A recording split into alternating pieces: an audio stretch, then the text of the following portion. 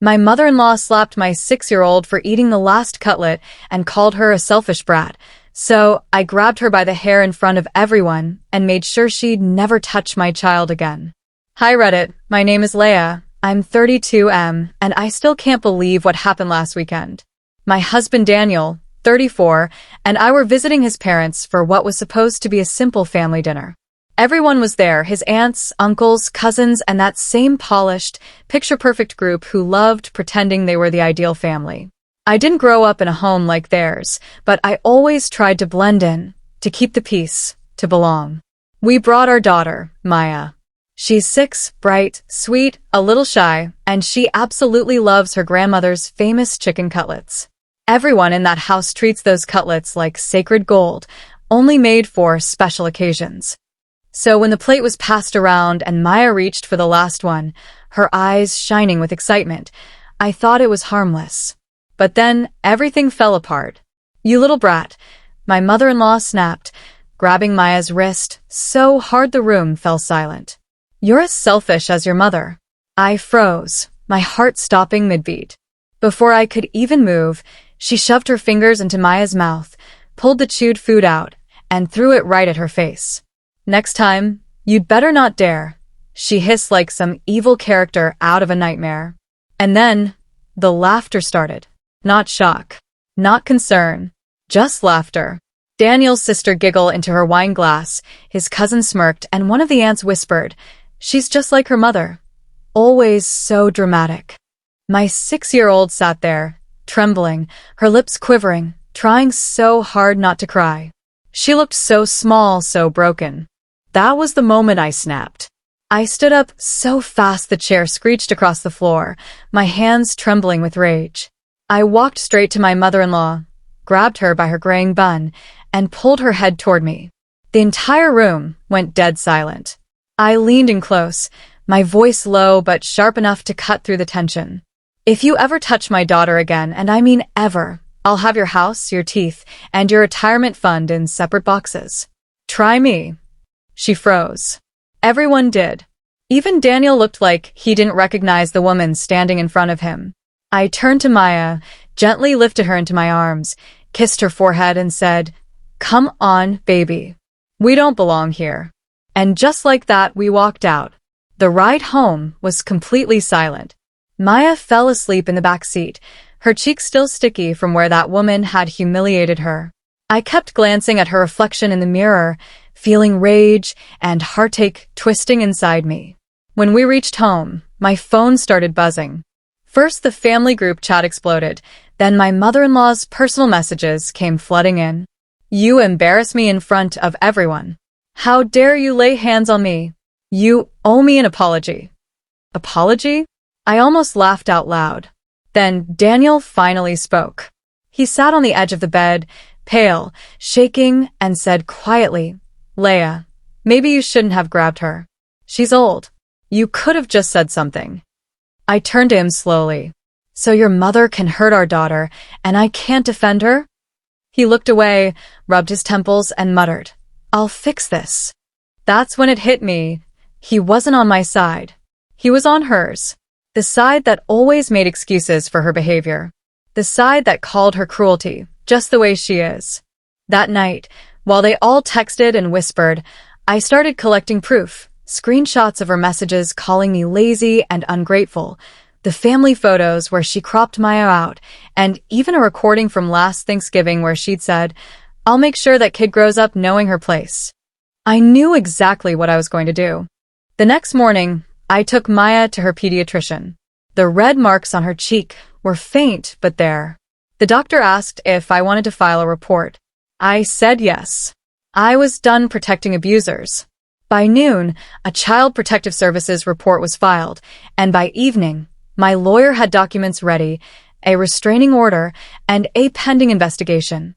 When Daniel came home, I placed the papers on the table and said calmly, "You can either be a father who protects his daughter or a son who protects his mother. Choose wisely." He just sat there, staring at the papers, realizing that this time, it wasn't a threat. It was a consequence. That night, the family group chat went quiet. But by morning, My mother-in-law posted a teary Facebook message saying, "Please pray for me. I'm being attacked." The comments poured in, people calling her a strong woman, telling her not to let toxic people win. But then, a distant cousin commented, "Wait, isn't that the same day the police came to your house?" The replies went silent after that. For the first time in 2 days, I smiled. 3 days later, I got a text from my sister-in-law. "Mom wants to clear things up. Family dinner tonight. You owe her that much." I didn't reply, but I went. Not because I owed them anything, but because I wanted them to see the new me, the one who wouldn't be silenced. When I walked in, the room fell quiet. My mother-in-law sat at the center of the table like a queen on her throne, a bandage wrapped dramatically around her wrist. Her voice shook as she said, "I can't believe you turned my son against me after everything I've done for you." I looked around. Every single one of them avoided eye contact. Daniel, his father, the cousins, all suddenly so interested in their plates. I sat down, pulled out my phone, and placed it on the table. "You said I made it all up, right? That it was an accident." I hit play. Her own voice filled the room from that Thanksgiving recording. "That girl will grow up knowing her place below my family's name." The silence that followed was deafening. Her husband's fork dropped. The cousin's smirks faded. For the first time, she looked afraid, not of me, but of her own words. "You set the rules," I said calmly. "I'm just enforcing them."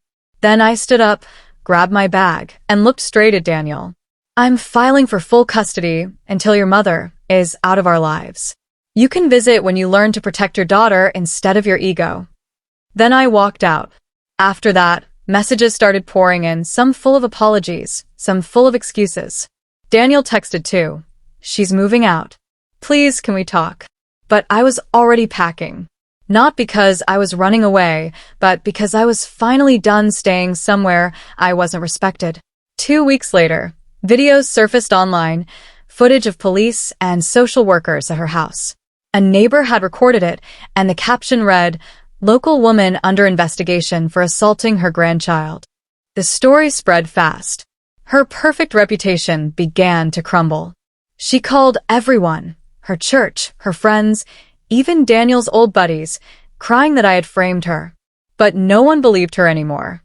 People remembered the cruel jokes, the backhanded comments, the emotional control. One of her old friends even messaged me, "I used to defend her." "I'm sorry." "You were right." Meanwhile, Daniel drifted between our apartment and his father's house, looking like a man who finally realized the damage of staying silent.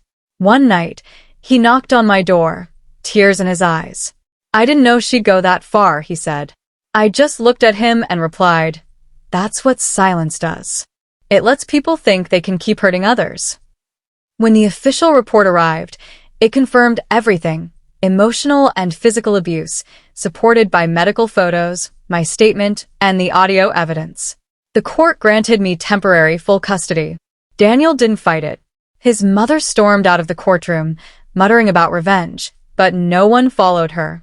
Weeks passed. Her once bustling house became quiet. Her church group removed her from leadership. Her Facebook, once filled with family photos, was deleted. Then her own sister spoke on a podcast about toxic matriarchs who hide behind religion. She didn't use her name, but everyone knew. That clip went viral, and her reputation fell apart completely. Meanwhile, I focused on healing Maya. Therapy, drawing, reading together every night. Slowly, she started smiling again. One afternoon, she brought me a homemade chicken cutlet, grinning. "See, Mommy, I made one just for you." I almost cried right there. A few days later, I ran into one of Daniel's cousins at the grocery store. She looked embarrassed but said softly, "I'm glad you stood up to her. None of us ever did." That word, untouchable, stuck with me. For years, my mother-in-law ruled by fear.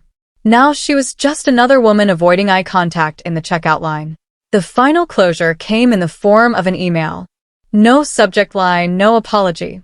Just, "You ruined my life. I hope you're happy." I read it twice before replying. "I didn't ruin your life. You did that when you chose to hurt a child and expect silence." Then I blocked her, and for the first time in years, I felt free. Now, Maya and I still live in the same apartment, but it feels different, brighter, softer, full of laughter and peace. Daniel visits sometimes, careful, respectful. I let him, but with real boundaries this time. They say blood is thicker than water, but love, real love, is thicker than fear. And I finally stopped living in fear the day I chose to fight back. Thanks for listening. Tell me, what would you have done in my place? Would you fight or walk away? Comment your thoughts, and don't forget to like, subscribe, and tell me which country you're watching from.